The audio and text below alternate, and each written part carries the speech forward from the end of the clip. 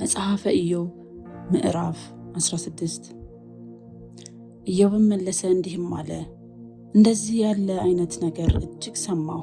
እናንተ ሁላችሁ የምታደክሙኝ አጽናኞች ናችሁ። በውኑ ከንቱ ቃል ይፈጸማልን? ወይስ ትመልስ ዘንድ ያነሳሳህ ምንድን ነው? እኔ ደግሞ እንደናንተ እናገር ዘንድ ይቻለኝ ነበር። ነፍሳችሁ በነፍሴ ፋንታ ቢሆን ኖሮ እኔ በእናንተ ላይ ቃል ማሳካት ራሴንም በእናንተ ላይ መነቅነቅ በተቻለኝ ነበር።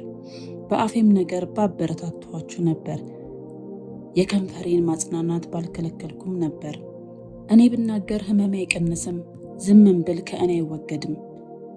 አሁን ግን ደክሞኛል፣ ወገኔንም ሁሉ አፍርሰሃል።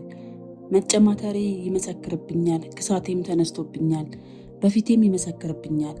በቁጣው ቀደደኝ፣ እርሱም ጠላኝ፣ ጥርሶቹንም አፋጨብኝ። ጠላቴ ዓይኑን አፈጠጠብኝ፣ እነርሱም አፋቸውን ከፈቱብኝ። እያላገጡ ጉንጬን ተፈጠፉኝ፣ በአንድነትም ተሰበሰቡብኝ። እግዚአብሔር ለጠማማ ሰው አሳልፎ ሰጠኝ፣ በክፉዎችም እጅ ጣለኝ። ተዘልዬ ተቀምጬ ነበር፣ እርሱም ሰበረኝ። አንገቴንም ይዞ ቀጠቀጠኝ፣ እንደ ዓላማ አድርጎ አቆመኝ። ቀስተኞቹ ከበቡኝ፣ ኩላሊቴንም ቆራረጠ፣ እርሱም አራራም። ሐሞቴም በምድር ላይ አፈሰሰ። በቁስል ላይ ቁስል ጨመረብኝ፣ እንደ ኃያል እየገሰገሰ ይሮጥብኛል። በቁርበቴ ላይ ማቅ ሰፋው፣ ቀንዴንም በመሬት ላይ አኖርሁ። ፊቴ ከለቅሶ የተነሳ ቀላ፣ የሞት ጥላ በዓይኖቼ ቆብ ላይ አለ። ነገር ግን በእጄ ዓመፅ የለም፣ ጸሎቴም ንጹሕ ነው። ምድር ሆይ ደሜን አትክደኚ፣ ለጩኸቴም ማረፊያ አይሁን። አሁንም እነሆ ምስክሬ በሰማይ አለ፣ የሚመሰክርልኝም በአርያም ነው። ጸሎቴ ወደ እግዚአብሔር ይድረስ፣ ዓይኔም በፊቱ እንባ ታፍስስ። የሰው ልጅ ከባልንጀራው ጋር እንደሚሟገት ሰው በእግዚአብሔር ፊት ለመሟገት ምን ነው በቻለ? ጥቂቶች ዓመታት ካለፉ በኋላ እኔ ወደማልመለስበት መንገድ እሄዳለሁ። መጽሐፈ ኢዮብ ምዕራፍ 17 መንፈሴ ደከመ፣ ዘመን ያለቀ፣ መቃብርም ተዘጋጅቶልኛል። አላጋጮች በእኔ ዘንድ አሉ፣ ዓይኔም በማስቆጣታቸው አደረች።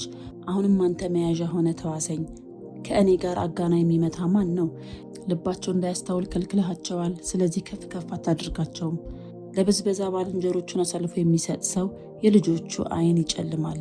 ለሕዝብም ምሳሌ ያደረግከኝ፣ በፊቱ ላይ ጺቅ እንደሚሉበት ሰው ሆንኩ። ዓይኔም ከሐዘን የተነሳ ፈዘዘች፣ ብልቶቼም ሁሉ እንደ ጥላ ሆኑ። ቅኖች ሰዎች በዚህ ነገር ይደነቃሉ፣ ንጹሑም በዝንጉ ላይ ይበሳጫል። ጻድቅ ግን መንገዱን ያጠነክራል፣ እጁም ንጹሕ የሆነ ሰው ኃይልን እየጨመረ ይሄዳል። ነገር ግን እናንተ ሁሉ ተመልሳችሁ ወደ እኔ ኑ፣ በእናንተም ዘንድ ብልሃተኛ አላገኝም። ዕድሜ አለፈ፣ አሳቤና የልቤ መሳሪያ ተቆረጠ። ሌሊቱን ወደ ቀን ይለውጣሉ፣ ብርሃኑም ወደ ጨለማ የቀረበ ይመስላቸዋል። ተስፋ ባደርግ ሲኦል ቤቴ ናት፣ ምንጣፌንም በጨለማ ዘርግቻለሁ። መበስበስን አንተ አባቴ ነህ፣ ትልንም አንቺ እናቴ እህቴም ነሽ ብያለሁ። እንግዲህ ተስፋዬ ወዴት ነው? ተስፋዬንስ የሚያይ ማን ነው? አብረን በመሬት ውስጥ ስናርፍ ወደ ሲኦል ይወርዳል። መጽሐፈ ኢዮብ ምዕራፍ 18 ሹሐዊውም በልዳዶስ መለሰ እንዲህም አለ፣ እስከ መቼ ቃልን ታጠምዳለህ? አስተውል፣ ከዚያም በኋላ እንናገራለን። ስለምንስ እንደ እንስሶች ተቆጠርን? ስለምንስ በዓይነ ፊት ተረከስን? ቁጣ ወርሶሃል። አንተስ የምትሞት እንደሆነ ምድር ስለ አንተ ባድማ ትሆናለችን? ወይስ አለት ከስፍራው ይነቀላልን?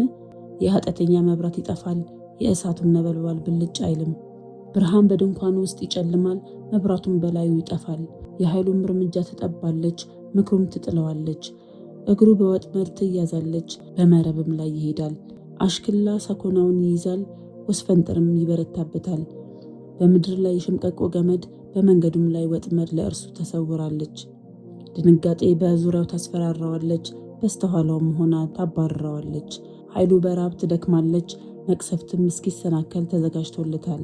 የሰውነቱ ብልቶች ይጠፋሉ፣ የሞትን በኩር ልጅ ብልቶቹን ይበላል።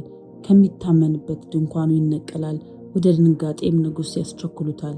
በድንኳኑ ውስጥ ለእርሱ የማይሆነው ይኖራል፣ በመኖሪያውም ላይ ዲን ይበተናል። ስሩ ከበታቹ ይደርቃል፣ ጫፉም ከበላይ ይረግፋል። መታሰቢያው ከምድር ላይ ይጠፋል፣ በሜዳም ስም አይቀርለትም። ከብርሃን ወደ ጨለማ ያፈልሱታል፣ ከዓለምም ያሳድዱታል። ዘርም ትውልድም በሕዝብም መካከል አይሆንለትም፣ በመኖሪያውም ውስጥ የሚቀመጥ ሰው አይቀርለትም። የፊተኞቹ ሰዎች እንደደነገጡ እንዲሁ የኋለኞቹ ሰዎች ስለ ዘመኑ ይደነቃሉ። በእውነት የኃጢአተኞች ቤት እንዲሁ ናት፣ እግዚአብሔርንም የማያውቅ ሰው ስፍራ ይህ ነው።